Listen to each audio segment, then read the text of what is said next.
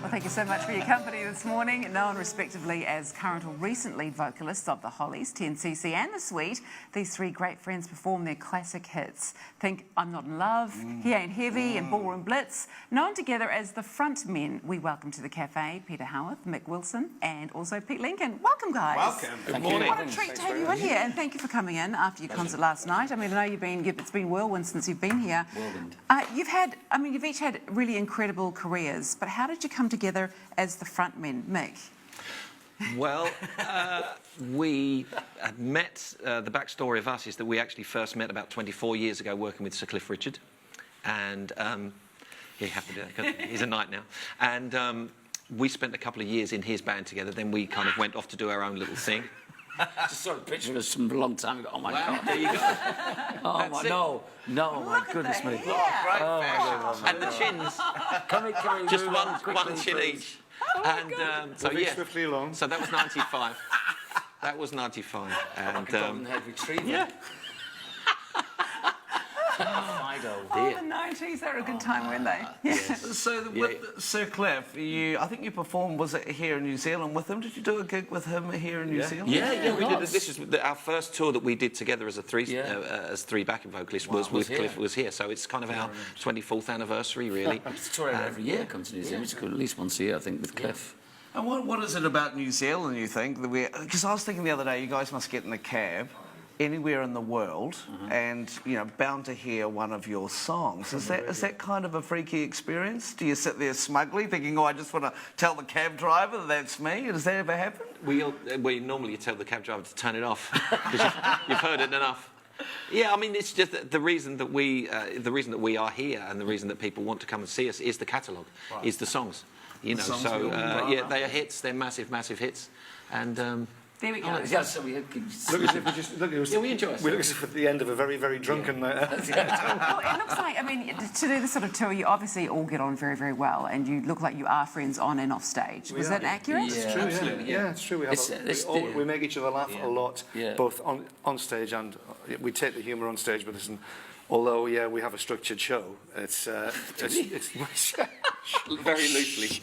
It is unscripted, of course, but I mean, So it's not just the music; it's the stories that you're telling as well. And things happen. And somebody says something or whatever, and off we go. Sometimes we forget the audience is there. We're just busy having a laugh. No, it started off when we started the idea of doing a first gig came about by us all doing individual acoustic sets because we like to play individually acoustically, and we were doing. I think I was following on from Mick doing a festival somewhere, just a small festival, and the guy said, "Oh, your mate Mick here yesterday. Why don't you do a gig together? It'd be great if you two could do a gig." Then we got Pete involved, and then it was a suggestion, and then when we actually did a gig, eventually do it a year later, it was really just to have a gig and have a bit of fun. That's how it started, which is always the best way to start anything if you're doing it for the right reason, and it was fun. And we did 2 gigs, and the second night was when they recorded the DVD at the Berlin gig. Well, the Brandenburg Gate one. Oh, no.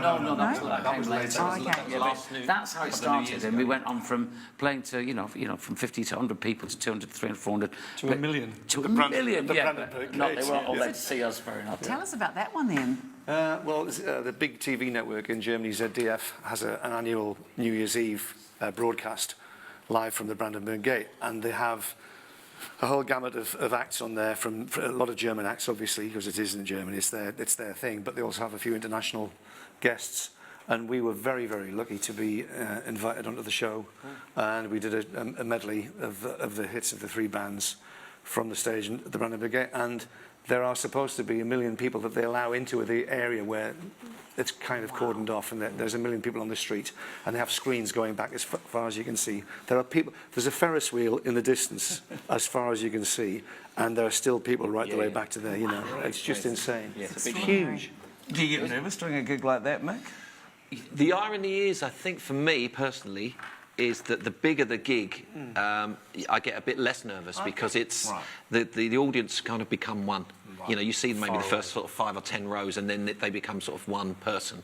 Whereas the worst thing is doing a very intimate thing where you can see the whites of their eyes, you know. Well, this is why this tour is selling out, I guess, because it's intimate. As you said before, Peter, it's like three mates, you know, having a conversation, and then all of a sudden people are there. They're like hanging out with their mates, watching this brilliant music. They can hear the songs in the most natural state, which is not with all the bangs and whistles and the overtracked stuff, and it's just 3 acoustic guitars and voices. So you get the songs. So the songs intermingle. So all the band's different styles of songs, that you find that it's just a good song. A good song is a good song. So when you put a different coat on it, within the Hollies or the Suite, potentially you see the different production styles, all that's taken away, and you just have the 3 acoustic guitars and the 3 voices, so then you hear the song. So that is an added bonus to that intimate thing as well. But how do you get to choose what you actually get to play? Because I know that earlier on in the week, I think it was just before you flew in, Peter, I had these 2 gentlemen in my radio studio with me, and they did an acoustic version of Dreadlock Holiday, which was amazing. Yeah. I mean, so how do you choose what you're going to play? Choose themselves, really, because it's the hits, you know, and then we've biggest ones. Yeah. The biggest ones. There are. But there's certain really big ones that we did kind of spread it. We did want to spread it out between all the bands and a bit of Sir Cliff as well. So we kind of said, you know, maybe sort of four from each band and 4 from Sir Cliff. And then with a few of our own and a couple of other things, there's 2 hours right there, you know. And you cover off Roy Orbison as well. Yeah, because I played the part of Roy Orbison in a musical called. It was Only the Lonely Roy Orbison Story in the Piccadilly West End, and I played the part of Roy for about a year and a half, 2 years in the West End, about a couple of years on tour. Yeah, so it's always a big part of my life. So we stick a couple of Orbies just because they're great songs, and people. It goes down the best all night. I think of all the songs, the one Orbison song they go whoa. So we go.